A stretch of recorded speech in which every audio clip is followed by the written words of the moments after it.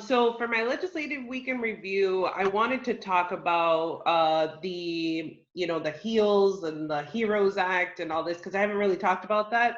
And, that's what's been in negotiations now for, I don't even know how long, because the HEROES Act was introduced months ago, and obviously the Senate is still sitting on it. So this is from CNET, right? And so essentially this really breaks down the comparison, of the three bills. It puts it really concisely, so that's why I wanted to go with this. But it says HEALS versus CARES versus HEROES, key differences between the Democratic and Republican stimulus package, right? And so, like I said, so they broke it down really nicely here. Okay, so we have the CARES Act, which was passed in March, right? So that was, but it has expired, or it's set to expire now in September. And so the total cost of that stimulus package, 2.2 trillion. And then we have the HEROES Act, which is the one that was introduced by, this is the second stimulus that was introduced by the Democrats. And that's for 3 trillion. And then the HEALS Act, which is the Republican counter offer essentially to the HEROES Act, and that's 1 trillion, right? And can I just note here, like for anyone that has watched wrestling, you have the heroes and the heels, right? So a heel is supposed to be the bad guy, even though it's supposed to be HEEL. And then obviously the heroes, or in wrestling, it would be babyface or a face, right? But I don't think that, like, with the way that everything is so reality TV, and it almost feels as though our politics is essentially like wrestling. Yeah. I thought that was like a little. Well, and it's almost like the two parties got together and came up with this strategy to name their wrestling packages, Exactly. Yeah. Oh, and then you have that Linda McMahon, who is the wife of Vince McMahon. Yeah. She is, I think, the campaign manager. She's on the Trump campaign. So that's why I just think and she was, if I'm not mistaken, she was in charge of the Small Business Administration. So right. I just think all these things, again, Orwell, it must be rolling around in this grave, right? Yeah. Okay, so then with the stimulus check, the maximum payment amount, so for the CARES Act, it would be $1,200 to single filers earning under $75,000 per year, $2,400 per joint filers for $125,000. Reduce $5 per $100 of income above limits, right? And so the CARES Act, the HEALS and the HEROES Act both have that same stipulation. So yeah, that's one check, right? Yes, one-time check, not a recurrent check. None of them have actually addressed having these measures put in so that we can just address them. Like to have them continuing. Right. It's just a one-time deal, right? Because we have been going through this since March, but a one-time payment of $1,200, that's going to save your ass. 5 months later, you've got $1,200, a couple hundred per month. Right, and let's think about it, that if they were to pass this another stimulus check, when would we be getting this stimulus check, right? 6 or 7 months after this whole thing happened? So I mean, it's pretty ridiculous. So the dependents, obviously 500 for the HEALS. They want to have 1,200 for the HEROES Act. This is a big point of contention, the enhanced employment benefit. So the CARES Act, it's an extra $600 to the state benefits, or $600 per week, right? For the state benefits. The CARES Act, the HEROES Act, they would want to just extend that essentially. But the HEALS Act, initially it started that they really wanted it at 100, but I guess they went up to $200 per week extra. That's not just the $200 per week; it's just extra, right? Yeah. And then up to $500 per week to match 70% of lost wages when added to state benefits. Which ultimately, what it does is that them putting all of these caveats, it makes it more difficult. It's a lot more paperwork that these states have to deal with, which they're not, the programs that the states are using for a lot of these things are so ancient. They're so backlogged with a lot of things.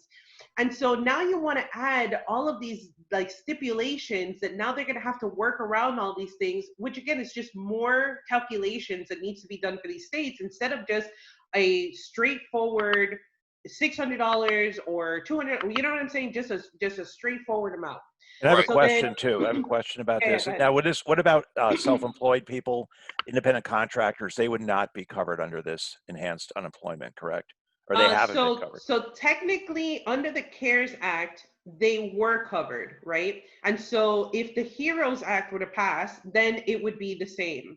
But if the HEALS Act passes, then I'm sure it would not, because that's not something that they have really addressed, right? Okay. So then, how long would the unemployment last? So for the CARES Act, they wanted to expire July, or it did expire July 31st. For the HEROES Act, it would expire January 2021. And then for, so you see here through March 2021 for gig workers, independent contractors, part-time workers, and self-employed. So you see how the HEROES Act, they do address this, right?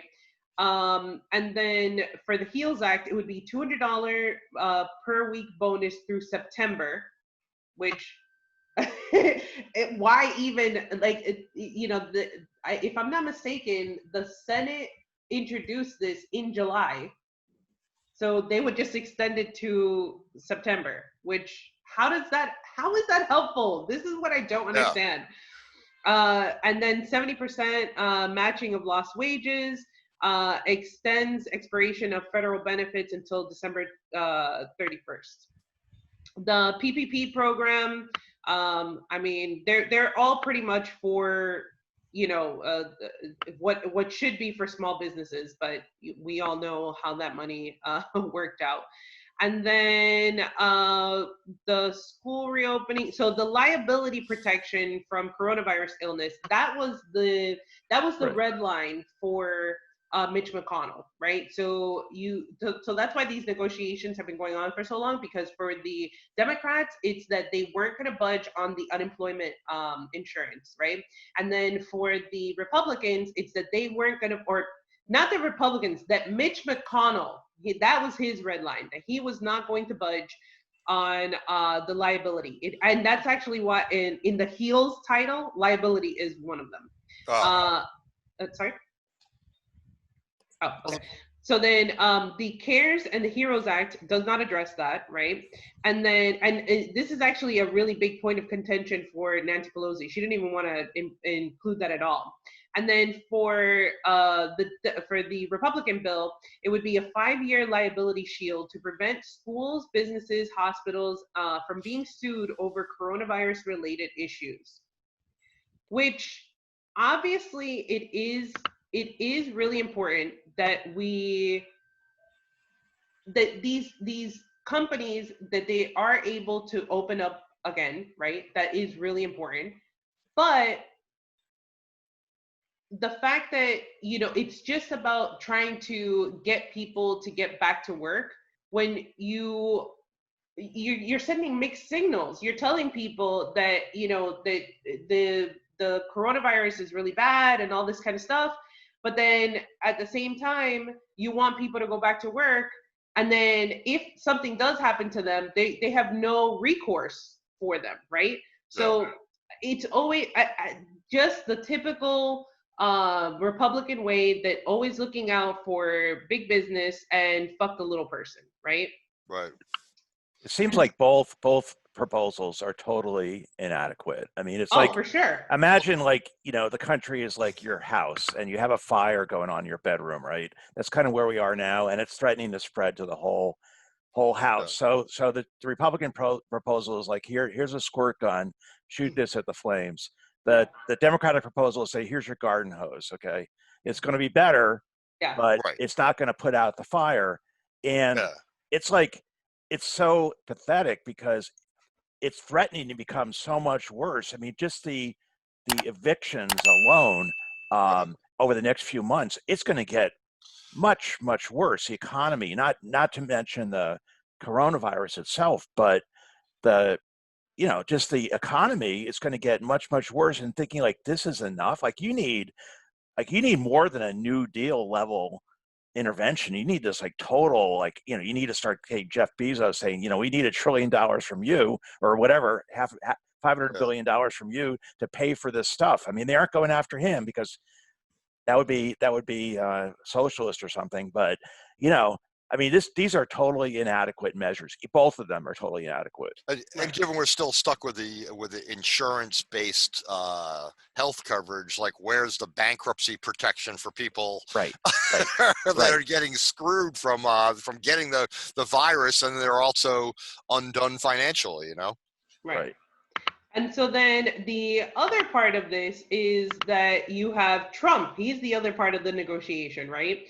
And you know how we had been talking about how that if Trump really wanted to help people, he would just do things through executive order. And remember how I said, I don't think that you should be ruling through executive order. But if, his whole message was that he really just wants to help the people, then and they're not able to come to some sort of agreement, well, then he's going to have to. So then this article comes from Bloomberg, and it says Trump says he'll order unemployment payments if impasse persists. So and this was 13 hours ago, and it says President Donald Trump said that if he can't reach agreement with Democrats over stimulus legislation, he prepared to sign executive actions to provide expanded unemployment benefits and temporary payroll. Oh my God, why can't I read today? What's wrong with me? A temporary payroll tax deferral, eviction protection, and student loan relief. You guys can see this, right? Yeah. And as I said, I saw him specifically talking about. I don't have the details about. It was like just like permanently forgiving, like interest on student loans or something. So Trump showing himself as a populist here, right? I mean, which is how he won, and he's realizing that if I'm going to win, I mean, if he wants to win, this is how he's going to do it. Right. So it says, so according to Trump, if Democrats continue to hold this critical relief hostage, I will act under my authority as president to get the American people the relief they need. And so he said this at a news conference at his golf club in Bedminster, New Jersey, because that's where he should be, is at a golf club, right? You know what that reminds me of? I'm sorry. Yeah. It reminds me of George Bush and the build up to the Iraq War, saying if the UN wants to go along and approve it, that would be great. But if they choose to be relevant, that would be great. But we're going to do whatever we want to do. I'm going to use my authority. And it's kind of the same thing. It's just like wagging, holding up your finger to the UN or to the Democratic Party or the government, to legitimately elected, leaders, to say, we're going to do whatever we want to do. If we don't really need you, we don't. Trump saying he really doesn't need Congress. It would be nice if they do this on their own, but if they don't, I'm just going to do whatever I have to do. Well, I think it's twofold, because I think on the one hand, what's really needed right now is an adult in the room saying, okay, we have X amount of people getting evicted. We have X amount of people who don't have a job. We have X amount of people that are food insecure. We have people that are really scared, and they need us to come together, put our shit to the side, and actually come through with something. They can't do it. They're not. I know, but they haven't done policy for decades. They can't do it. I know, but what I'm saying is that from his standpoint, he did need to do something that says, like, listen, you guys are acting like children. Him going and blaming the Democrats and all this kind of stuff, that's him being partisan and him doing all that stupid shit. But ultimately, there did need to be somebody who did say, like, listen, you guys keep fucking around with this. If you guys don't get your shit together, I'm gonna have to do something. You're forcing my hand. That's how I'm reading Trump this. Is the adult in the room now? That's how I'm reading this. Well, I'm not saying that he is you know that I'm not for Trump, and you know what I'm saying, and I don't, but I can recognize when he does things. I don't have Trump derangement syndrome. Not everything that Trump does Right. is Oh, the most right, of awful thing course. in the world, Right. nor is it bad. You know, like I'm not like I Yeah. said, I don't think that he should be doing things through executive order, but I do think that this was necessary because, like I said, you know, this has been going. These negotiations have been going on for weeks. Okay, this was supposed to have been passed. They were supposed to have come to some sort of agreement weeks ago, and they're still sitting on this. Yeah. And guess what? The Senate is about to go on vacation for For a 31 month, right, days. Yeah. right. So, I, and what about the people? Yeah, I have to agree with Daisy on this. That I haven't liked when presidents in the past have done executive orders and all that. It's like that's going against the will of the people in a certain degree with their elected officials. But in this case, the people need help, and Oh, I'm for it. I mean, and I'm I afraid that. support that. Yeah, I'm afraid there might be. Yeah. I'm not arguing against them. I have to state my position too. And and I think there might also be politics involved, right? I think there is, to some extent, the Democrats want things to be bad. They want things to be a disaster under Trump, and I'm not sure that that's not affecting their decision making in this case. There's no systemic, like, there's no plan for a response. Like, just saying Right. you're going to extend the ban on evictions, the moratorium on conviction, conviction, the moratorium on evictions. Right. You know, that doesn't really solve the problem because ultimately, you know, these small landlords, they have to get their money. So, like, there has to be some kind of systemic reform, some kind of program to do that. And Trump just saying we're going to extend the moratorium on evictions, that's a good thing, but it doesn't go far enough. You need a plan, and none of them do policy. The president doesn't really do policy. Congress doesn't do policy because they've been stalemated for so long that there's no policy other than like tax cuts and, like, you know, lukewarm healthcare reform. That was it under Obama. I mean, nothing has really happened in the last, you know, few decades. Right. Right. Yeah. But That's the problem. I mean, there's no. Yeah. So when Exactly. there's a Well, real need, when in there's a that. need for policy, they don't know what to do. They don't Well, know what to do. and Steve, to your point, after the first thing was done in March, why weren't we hearing, like, in April and June, them saying, well, Exactly. if COVID continues, then this is our follow-up plan, because we know we have to be prepared for, of course, we don't Because they have never have to actually do shit, you know. They just think exactly. like somehow it's going to get better, and then we'll just keep, you know, they're like caretaker government. They just kind of sit there and they serve their corporate masters, but they don't really do anything for people. You know, ultimately they can here's a few crumbs, so I'll do a one-time, you know, check or whatever. Maybe we'll do it twice, but, like, Well, again, it's like trying to put out your house on fire with a garden hose. It's not going to work. It's just going to keep getting worse and worse and worse. and so much of it is dealt with like it's a high school presidential election, as far as, the mean girls get together and decide who's in the club and whose bill they can support, whether or not it helps people or not, right? Whether or not it helps the people or not. Certain people you can't support there, and we know who, among many. I mean, they're all different cliques, right, that are all supporting this person or this person, depending on whether or not you're allowed to sit at our lunch table. It's like horrible. Napoleon Dynamite, right? Like that movie, you know, Yeah, free soda for everybody. Vote for me or whatever. exactly. All right. So essentially what they should have done with the first bill was that they should have just had all these measures until, the pandemic is over. That is how they should have ended all of these Like, measures, and then they can revisit it, right? yeah, Every whatever 6 months or whatever it may be, they could revisit these things, and then they can see whether or not they need to continue on with such measures. But it's obvious sure. that that all of these bills are very inadequate. But yeah, so it says the president blamed top Democrats, Nancy Pelosi and Chuck Schumer, because they're trying to influence the outcome of November's election. So, which I think if you're not disgusted by the display of them just using politics when it comes to helping the people, You know what I'm saying? Right. Making it a political wedge and like a political tool that you're using, that to me is very disgusting and abhorrent, you know? That's nothing new, Well, though. That's nothing new. That's the way it's been for a long we time. talked about like Not saying it's so- new, I'm just yeah, saying. like you know, keep people frightened, like W using the what color threat level it is and all that. We discussed this before. This is Right. the same stuff going on, right? Right.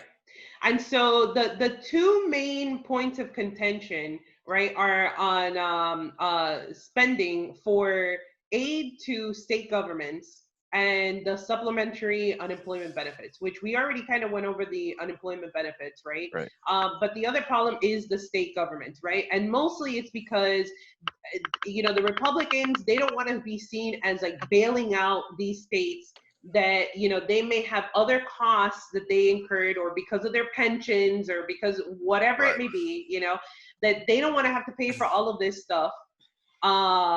Meanwhile, in the HEALS Act, didn't they put in something for like the military? They put in more military spending because that has to do with, you know, the coronavirus, right? You need more tanks to Right. deal with the coronavirus. Yeah, of course they slip things in all the time when they can. Of course, Yeah. of course. And so it says, to act on his own, the president is relying on an expansive and controversial reading of executive power that likely will face legal challenges. Trump told reporters that he's not concerned about getting sued, which is what you were saying earlier, right, Steve? Right. And so it says, two people familiar with the matter said Trump would extend the supplemental unemployment insurance at a $400 per week level. So that's between, right? So he's the middleman, right? A reduction from the $600 in the last stimulus bill. It wasn't clear what mechanism he would use to fund the extension or how long it would be in place. So he also said that his payroll tax, so the payroll tax has been the thing for Trump. That's what, so you know how each one of them had their own thing. So Pelosi, it was the unemployment insurance. For McConnell, it was the liability insurance. And then for Trump, it's the payroll taxes, right? Which the payroll taxes, it's, and I'm going to read on here, it's fine, you know, that would help people. But what about the people that don't have a job? Right. That they are not on the payroll. Right. What exactly. happens to them? Like, how do you know what I'm saying? Like, Yeah. That's why everything is so half-assed. It should have been it should have been a straight UBI until the emergency was over. They should have passed that immediately, and then look at all these other things to help people with rent and student loans and all that. And people need help with healthcare because they're going broke. How about free healthcare on this stuff? Like, yeah, exactly. Free healthcare for 6 months or something, because like they talked about free, you know, COVID testing and everything like that, or free treatment for COVID. Like, you know, how are you supposed to, if you don't have a job, you don't have health insurance, how is this extra supplement going to help you buy health insurance? I know it.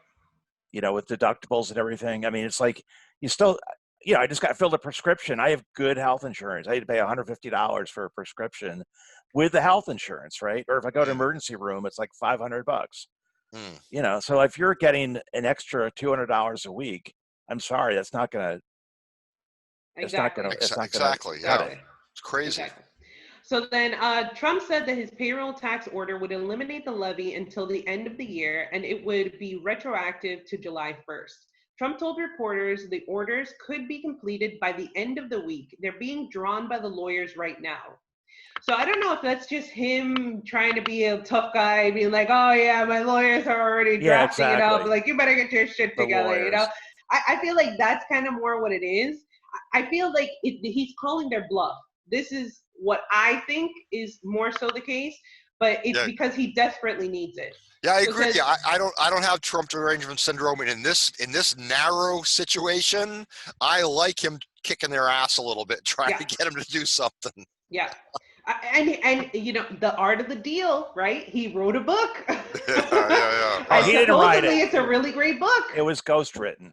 And the guy who ghost wrote it said disavows everything he wrote about it. Oh, really? So it was all lies. Yeah. But The Art of the Deal is one of those books that huge business people, they always talk about it. So not in my world. I don't know. I'm a business person. It's like Yeah, I know it's a very popular book, but he did not write it himself. I mean, Yeah.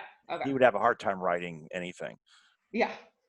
All right. So then Pelosi, you know what that reminds me of? Like, you know, when they show the memes of him holding up the executive orders, and it'll say like something like written by like a child. It looks like it's written by a Right. child. They had the same thing with George. Remember with George W. I mean, who had like he was showing his book, and they had crayons pictures. Yeah. It's the same. Yeah. I see a lot of similarities between George W. and Trump. In terms of Yes. like. I do in terms of W was Hitler Satan, right? A decade ago, 2 decades ago, whatever like that, and now he's palling around with Clinton and Obama. They're great friends. The families are all great friends now. And remember with George W. when he was, with the whole thing with Abu Ghraib and the torture and everything, he said, well, I'm having my lawyers look at it now. And my lawyers told me it was okay. So it reminds me of when Trump says, my lawyers are looking at it now. It's kind of like, well, my lawyers say it's okay. The Supreme Court or whatever, Congress doesn't matter, the Constitution, because my lawyers said it was okay. Right. And I have no conscience or heart. So, so that's irrelevant. Yeah. All right, so it says Pelosi and Schumer said they again offered to cut $1 trillion from the Democrats' $3.5 trillion proposal if Republicans would raise the top line number of their plan by $1 trillion. So essentially, they want to meet in between. They want to meet at $2 trillion, because that's like the biggest thing. Like, you really think that if they go to $2 trillion, that's it? That's going to be the one thing that got them to come together. So after the talks ended Friday, Treasury Secretary Steve Mnuchin said he would recommend to the president that he sign the executive orders. So especially because he said that state aid has been a particular sticking point with Trump. And it also says, Pelosi said Friday, Democrats still demand $915 billion. This is for the state aid. While Republicans are only offering $150 billion. That's a massive discrepancy. But Mnuchin said remains to some aid related to COVID-19 and to help. Said remains to some. Does that make sense? Mnuchin said remains to some aid. Yeah, that's okay. Seems to be a bungled sentence, yeah. Oh, okay. I thought it was just me. I was like, wait a minute. I know I'm having a little bit of trouble reading today, but I think he remains open to some aid, maybe. Oh, he remains. That's right. I think if I'm not mistaken, it's that there is some aid that's still in the bill. That's the point of contention for the Republicans, is that there's still some aid from the previous bill. So why are we going to go and add more or give more aid if there's still aid from the other bill that wasn't spent? That's essentially, if I'm not mistaken, that's what that was about. Yeah, generally the Republicans would be against aid to the Democratic states, right? Because they would say it's all going to go for pensions and all that, right? Right. Yeah. And essentially, with McConnell, even though he's had these, these red lines, he said essentially he has had to, pull back on a lot of it because he knows that the Republicans, there's a mass group of Republicans that they are not going to vote for this. Regardless, they are not going to vote for this bill. So I don't really know what this means for the people. So maybe Trump's executive order is what you get, and if you get like you're saying, the biggest thing is that you increase, you have some extra unemployment benefits, but then what about all the other folks, right? Yeah, that's the real problem there. Yeah. So I mean, it's looking like he has no other option but to sign the executive order. Right. Especially with how many days? We're less than 90 days from the election. He can't let this go. Like he can't let the Senate go 31 days on vacation. Right. Like another month. He can't let another month go by, and then maybe they'll do negotiations again. You know what I'm saying? Like, it's not even for sure that they would actually have a bill. So there's no, there is nothing. If he signs an executive order, there is no like they can't override it with 2/3 vote or anything like that, can they? An executive order? Well, I think that then it goes to the courts. It can And be. it can be challenged in courts, right? Right. Yeah. So So I then think. Democrats would be in the awkward position of saying, "Yeah, we're all going on vacation. There is this thing that would help you, but we're not gonna block it." Exactly. Right? Yeah. So unfortunately, it it's all a becomes saving political. grace for him. Honestly, him doing the executive orders would just be a saving grace for him. That would, I feel like, and obviously this is just my opinion. If he were to actually do something like this, where he gives people a one-time, and especially if he gets challenged by the courts for it, then it makes him look like the martyr. Right. You know, at the end of the day, he's gonna look like the martyr for this. He's in his element on this because he knows it's going to make him look good. Yeah. And he actually is that. This is actually what you want to. You want a benevolent populist president that will do things like this. We don't want Trump, but he's acting like the populist president that we would want. So now, where's Biden and all this? Has he said anything about this, or is it just Schumer and Pelosi? He's in the basement still. They got it blocked up still. He's eating. Yeah, but he got a new case of tapioca he has dial-up, pudding. right? I mean, he could. Yeah. Well, it's he has just a because record player he's over by AOL. the pool with his hair raised.